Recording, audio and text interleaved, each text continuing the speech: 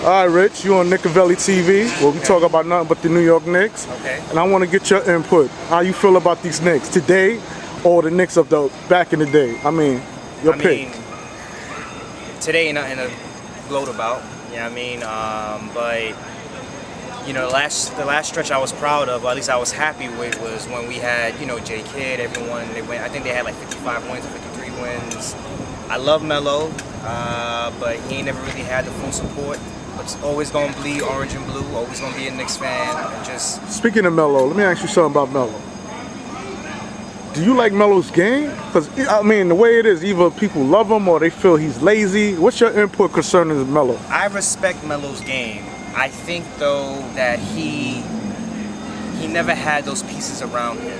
At the same time, Melo needs to go because those pieces are not gonna happen right now. You know. But so, oh, I'm sorry. Yeah, by all means. So when you say Melo needs to go, are you saying that because you're not pleased with his game, or are you saying he needs to go because he's not a good fit?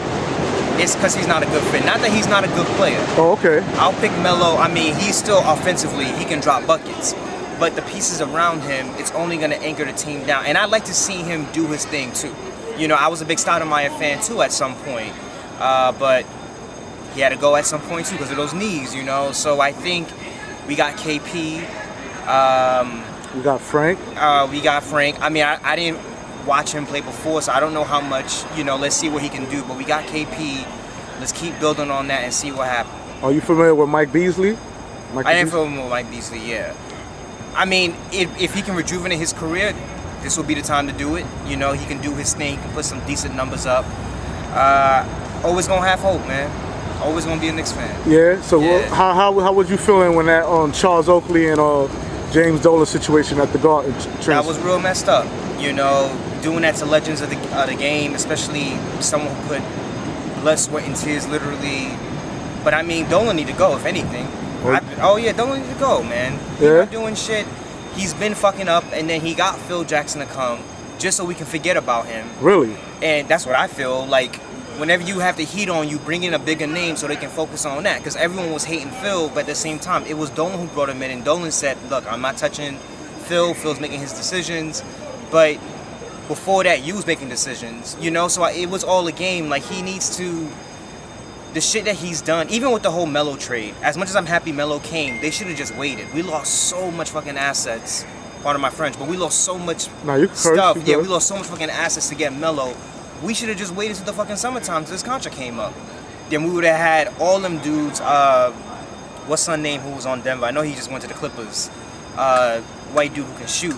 Gallinari, Daniel, whatever his name is. Okay. You know, we lost all them dudes. We had, what's son name? Wilson too. We lost him, I think Chandler Wilson. Okay. So we lost all those pieces for Melo. Even not saying they had to stay with Melo, but we could have traded pieces. So they traded all that for one player. It just didn't make sense. And for me, it was a business move. It was, we need a star in the Garden, so let's trade everything, get someone here so we can put butts in the seats. Because people want to come, I mean, it's Madison Square Garden. So, I mean, even from there, those business moves, I think, mess us up in the long run. Wow, okay. I mean, when Phil Jackson was here, right? Yeah. It was a rumor going around, I'm not too sure, maybe you know, that Phil and Melo wasn't really that close. Oh yeah, Phil was suspecting Melo all the way through. I mean, I felt Phil didn't even want to give that contract to Melo, but Dolan was like, yo, if you're going to do it, give him the contract. But Phil ain't want Melo. Phil was talking bad about Melo before he even got there, before he was a president. He didn't want Melo at all. And Phil was trying to make some movements to get him out, which I understand, because if you're trying to rebuild, you cannot rebuild with someone. Not saying that Melo is a problem, but if I was in Melo's shoes and I've been in the game, I'm not going to be deterred to someone else who don't even know the game like that, you know, because put the ball in his hands, he going to drop buckets. So I feel that if Phil kept it real with Melo from jump, maybe things would have been different. You know, it's just business came before basketball. That's what happened in New York. That's the story of New York. Everywhere else, you feel that basketball tends to come before business, but that don't happen in New York, unfortunately.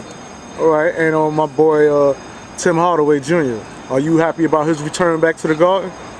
I was fucking with Tim Hardaway Jr., but not for the money he's getting. Not for all that money now. I know he was doing his thing in Atlanta. He was heating up at times, but that's too much money. That's the same shit we did when we got Noah. Like, we tied in so much money in Joakim Noah. I don't even know how much games he played. I didn't count on my hands how much games he played. Then he's suspended for using some type of steroids or PhD, whatever the fuck he used, PEDs, performance enhancement drugs and shit like that. So,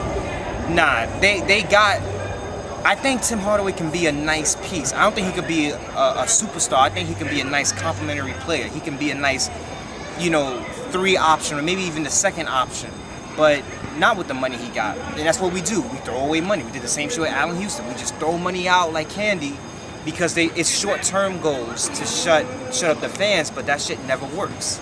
You know what I mean? Like, and that's what I'm saying. It's a business. They just want they want Knicks fans to shut up because guess what? We still gonna have a packed house. We not like Milwaukee and other places. We got tourists coming all over the world just to go to the Garden. So they just want to keep a nice name on the billboard so we can have people going on. And as a Knicks fan, that shit is... I'm getting tired, man. I know, it's been 40-something years, I'm man. getting tired. Like, it got to a point where I was telling my boys, like, can we just make the playoffs? I'm not even asking for a championship. Can we just make the playoffs and not get bumped out the first round? So that last time when we had either 55, 53 wins with Jay Kidd and all them, it was nice and shit, but, I mean, got bumped out Indiana second round. It hurt, but at least we went far, you know what I mean? I don't know. So, let's say Phil, it worked out. Let's say it didn't end in a bitter scenario like it did. Right. Do you think if he was successful trying to implement the triangle offense with the Knicks, do you think it would have worked? Because some people say, well, it's a new style of game. Yeah. Like it's run and gun now, back and forth.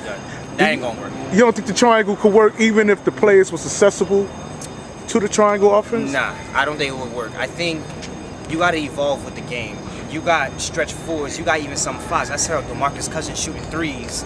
He had a decent percentage, not great, but you got your 5 shooting threes. That triangle in the post, that shit not gonna work like that. So, yeah, man. I think Phil himself, he wasn't out there. He didn't care about bringing a championship to New York. He cared about his legacy. You know what I mean? He wanted to be the coach with 11 rings, then watch me, the president, get another 3 rings. That's what it was about with him. That's all ego and all that shit. He didn't care about the Knicks. Really? Well, one, he got paid like $12 million, so anyone gonna take that job because he didn't even want it. Dolan had to beg him. Yeah, I heard that he begged though. Yeah, and even when he got it, he was sitting there like, I want to do it my way for his name, not for the Knicks. So that was all a joke, man.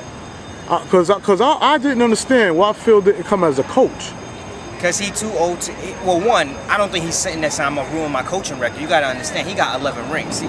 He's set for life in the coaching realm. It's the same shit when Floyd fought McGregor this past weekend.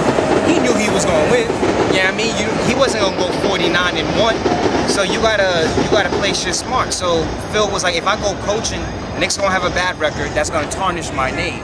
So I'd rather be in the GM position where, all right, when we think of Phil, we're going to think of the Bulls and the Lakers. No one's going to remember this whole Knicks. No one's even going to care about this whole Knicks thing.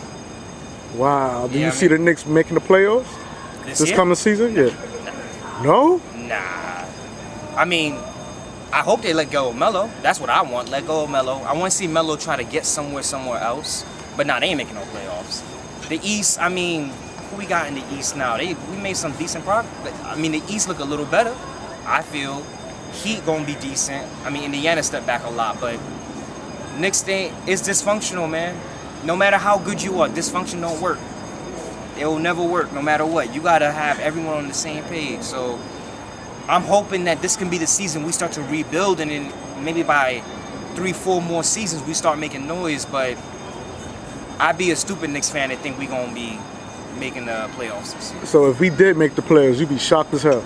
I'd be shocked as hell. But I mean, even then, we'd be making it get bumped out the first round. But I'll take it.